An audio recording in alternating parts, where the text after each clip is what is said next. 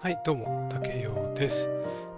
今回は、私が作っている、SRP トラック用のバトルレーン、竹陽カスタムレイアウトっていうのを作っているんですけれども、それの使い方、導入の仕方の動画を回してみようと思います。今までそういえばやったことないなと思ったので、解説してみたいと思います。で、今、左側に、X の画面、これ、私のチャンネルでございます。竹陽アンダーバー K3X っていう名前で検索すると出てきます。で、固定のところにある、これは SRP0.9.3 用のカスタムレイアウトになりますので、ご注意ください。これ今、ステーバル版のやつですね。はい。で、今日は、ちょっとそれではなくて、この下の方に今出てますけども、TKI SRP バトルレーン竹用カスタム4 0.9.4 PTB1 に使えるバトルレーンのご紹介ということになります。はい。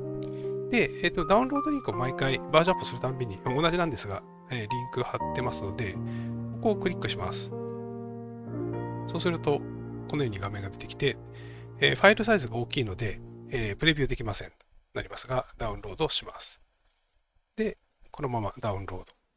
サイズがですね、250メガぐらいありますので、ちょっとダウンロードにお時間がかかります。ダウンロード中です。で、これが、ダウンロードフォルダですね。今、ダウンロードされたものが、ここに未確認となってまして、ウイルススキャン中でございます。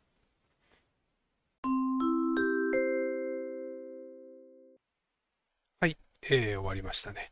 結構時間かかります。で、ここに今、ダウンロードしたファイルが出てまいりました。これを 7zip で展開します。手動で展開してください。まずですね。そうすると中身が出てきます。ちょっと見えにくいので。はい。このファイル7つ入っております。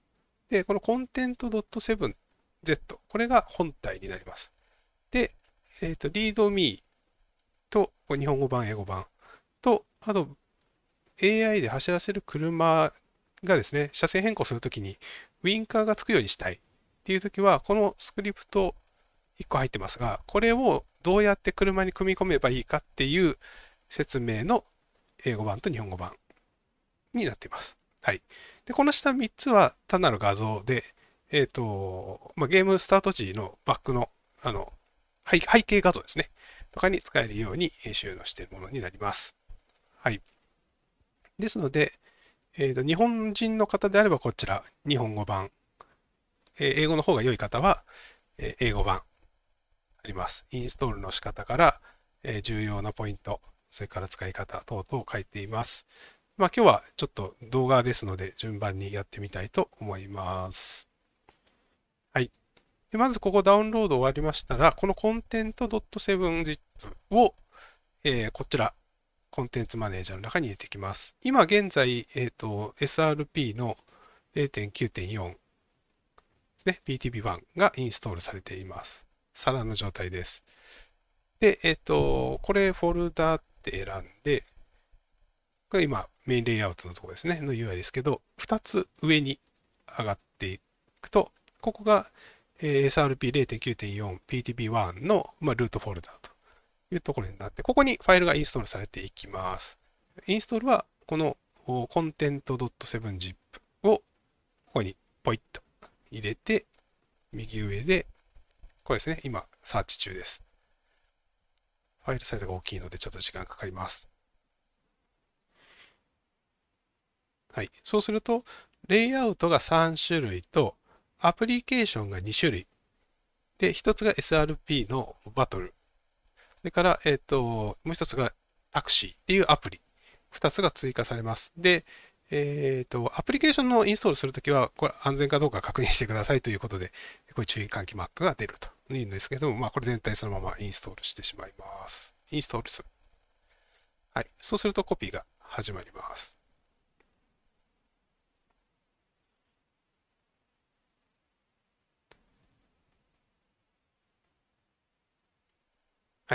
で、終わったら削除。これだけです。そうすると、こちらにファイルが追加されているところがいくつかあるんですけども、この中にインストールされます。で、先ほどのこちらですね、トラックの部分で、開いてみていただくと、こういう3つが追加されていると思います。1個戻って、レイアウト選択でもいいんですけど、ここに、これですね、バトルレーン竹用カスタムレイアウト、それから C1 のインナー、それから C1 のアウター、この3つのレイアウトが新しく追加されます。他のレイアウトは純正の、SRP のレイアウトです。この3つが新しく足されたものになります。で C1 をこうぐるぐる回りたい場合は、このインナーかアウターを選んでいただくといいと思います。で、基本一番ベースにしているのはこのバトルレーン竹用カスタムレイアウトというものになります。これ選択します。はい。で、あとですね、こちら下にスキンっていうのが、ここに竹用カスタムっていうのが出てきますので、これにチェックをつけます。はい。で、あと、走りたい車ですね。走行会モード。英語版だとトラックデイになっていると思いますが、走行会モードにして、ここに走らせたい車を意識登録します。大体、ちょっとこれ多すぎ、今テスト中なので多いんですけれども、大体全部で15台ぐらい、10から15台ぐらいの AI。バトルをしたい車は、そのうちの1、2台ぐらいですかね。っていうぐらいの比率で入れてあげると一番安定して動くんじゃないかなと思います。あんまりたくさん追加するとですね、すごいゲームが重くなってきつくなってくると思いますので、ご注意ください。で、あともう一つ注意点があります。この設定のですね、カスタムシェーダーパッチのこちらですね、AI のニュービヘイビアっていう項目なんですけれども、これのですね、AI ニュービヘイビアの中の、この Extra Option for AI Splines ここの5個のチェックボックス全部にチェックをつけます。はい。まあ、ドラッグはあんまなくてもいいかもしれないですけど、一応全部つけます。それと、この AI フラットっていうのをアクティブにするんですけど、この Behavior Variation っていう、ここを Never にしてください。はい、こういろんなバリエーションつけたりすると車が止まってしまったりするので、ここは Never ということで、この2箇所、ここにチェックをつけることと、ここを Never にすることを忘れないでください。これ1回設定したら終わりです。では、スタートしてみたいと思います。Go! はい。ちょっとですね、今、ウィンドウモードで起動しております。この前にも紹介しましたけども、このレイアウトの特徴は、一般車両が走っている中をライバル車と一緒にバトルができるっていうのをコンセプトに作っていますので、それを楽しみたい方向けです。はい。オフラインで動作します。はい。こうですね。ちょっと見ていただくと、ちょっとうるさいですけども、パーキングに車が止まっていたり、人が歩いていたりしていれば、あとヘリコプターが飛んでますけども、こういうことができれば、導入は完了です。走っていくと車が出てくると思います。で、複数のレーンにわたって一般車両が走っているですね。こういう状態が出来上がります。で、中に、高速走行するライバル車というか、バトル車というか、が登場してくるようになります。ということで、ゲームの始め方はこんな感じですかね。で、ジャンプする機能が一応ついてまして、キーボードで M を押すとですね、こうやって、いろんな場所にジャンプできるようになってますので、もしよかったら使ってください。絶対使う必要があるものではありません。はい。はい。で、あと2つ、説明がありますね。まずゲームの中で使うアプリですけれども、ですね、1つ目がこの、どっちからいこうかな。これかな。SRP バトルチャレンジ。これ開くとこういう画面が出ます。で、これはですね、ゲームセッティングとトラックセッティングって2つタブがあるんですけども、ゲームセッティングの方は、バトルチャレンジですね。パッシングすると、バトル、2台でのバトルが始まるっていう、モードがあるんですけども、それの効果音と、あと BGM の音量設定ができるようになっています。BGM はうるさいからいらないよっていう人は、この BGM を0にすると音が出なくなります。BGM ランダムは、10曲用意できるんですけれども、AI のセントレベルが10段階に変わるんですけど、その10段階に変わるたんびに音楽を一定にするか、それともランダムに再生するかを切り替える。オフにすると順番通りに流れますというものになります。セーブを押すと、この状態が保存されます。で、あとトラックの方はですね、走るスピードですね。右側のレーンの一般車両の速度。これが真ん中を走る車の一般車両の速度。これが3車線の場合に限りますけれども、左側のレーンを走る車の最高速度を自分で決めることができます。ビーストスピードモード。これはあんま使うことないので置いておきます。で、あとトラフィックカーディスタンスというのは、その AI 車両が走っている前後間隔ですね。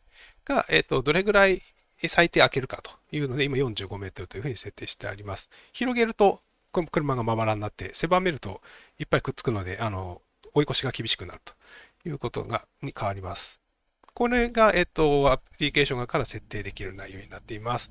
これはあくまで設定ツールで、セーブしたら、もうこの画面を起動することは、ゲーム中使うことはありません。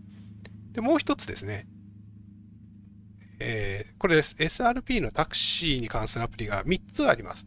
で1つ目が、一番メインになる SRP タクシーメーター。こういう画面が出ます。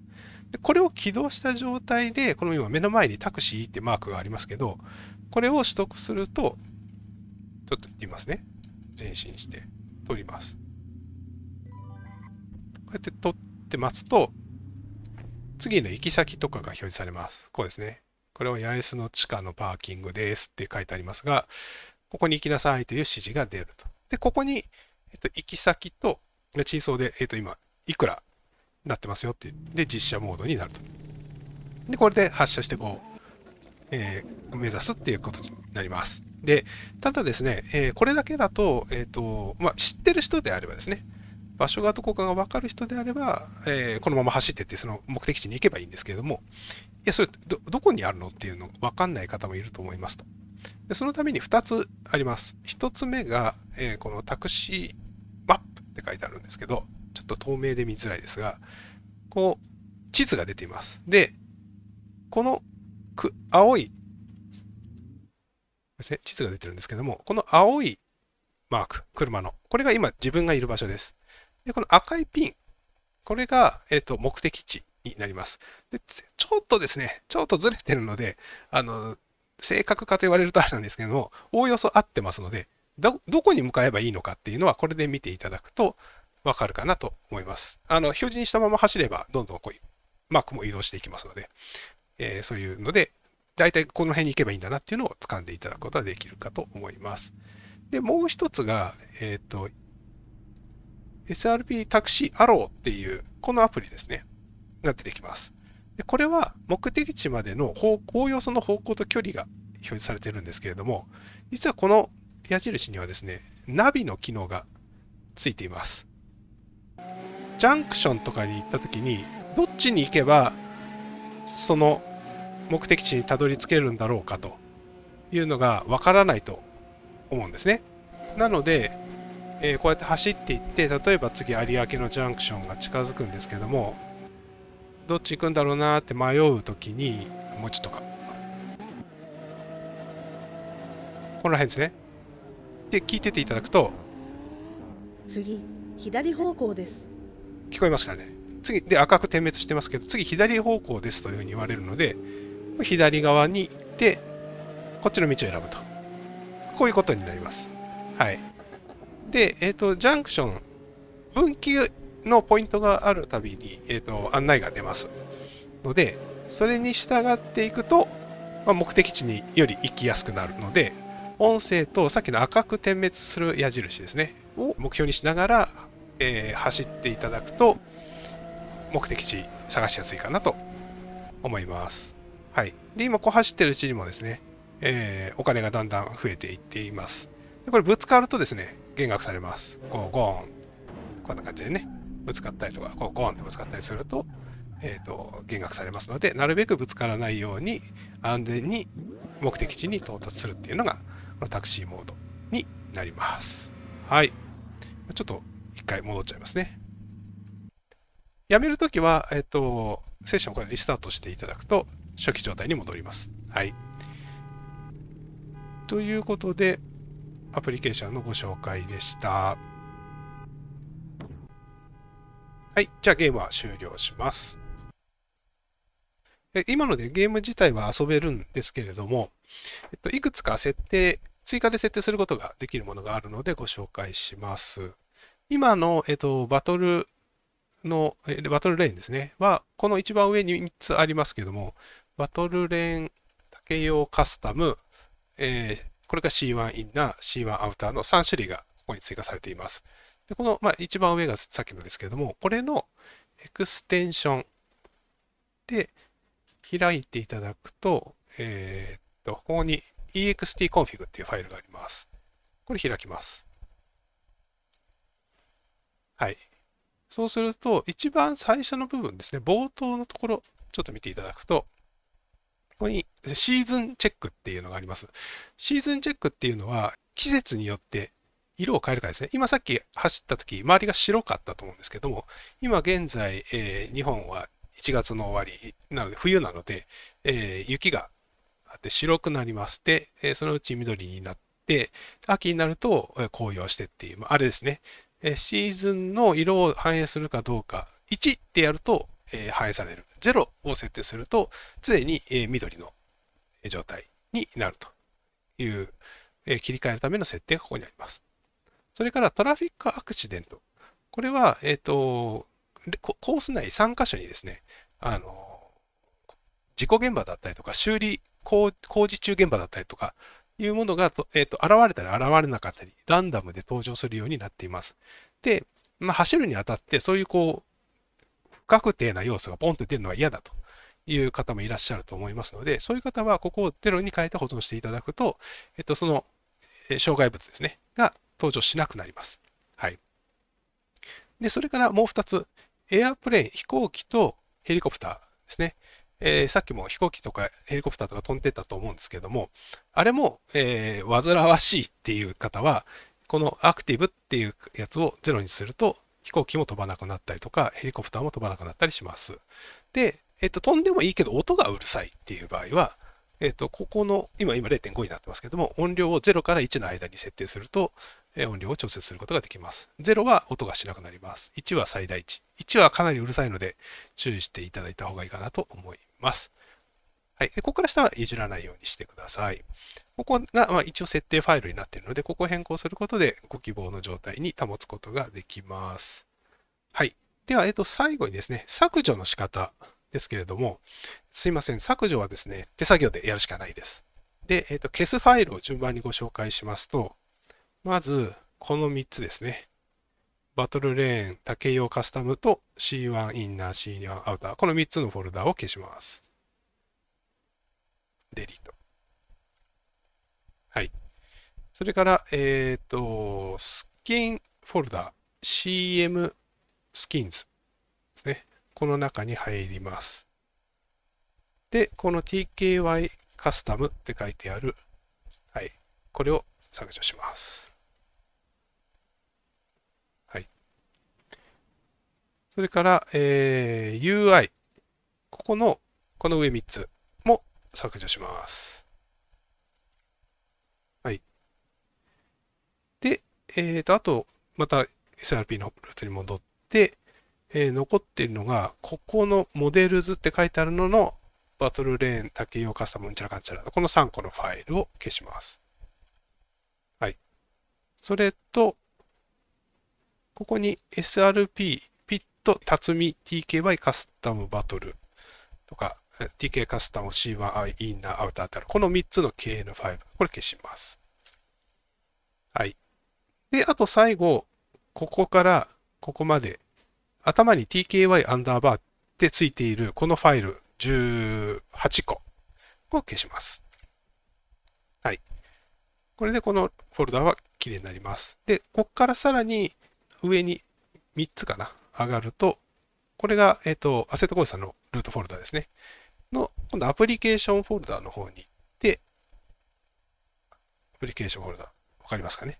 アプリって書いてある。アプリケーションフォルダの方に行って、で、Lua 進んで、この下に、はい、ここに TKA SRP バトルと TKA アンダーバータクシーという2つのアプリがあるので、この2つを削除します。はい。これで、完全にクリアな状態になっています。消さなくても何か他のゲームをやるときに影響を与えるということはないんですけれども、邪魔だし、容量食うし、もういいやっていう方は、今の方法で削除していただくとできます。リードミーにも消すファイル対象はこれですよという説明書いてますので、こちらをご参照ください。はい。ということで、実際に、今私が作っている、バトルレイアウトのインストールの仕方、使い方、注意点、あと削除の仕方についてお話をしました。よかったら遊んでみてください。本家のね、SRP 本体の方には特に影響を及ぼしませんので、はい、そこは、安心して使っていただければなと思います。はい、今日は以上になります。それじゃあまたね。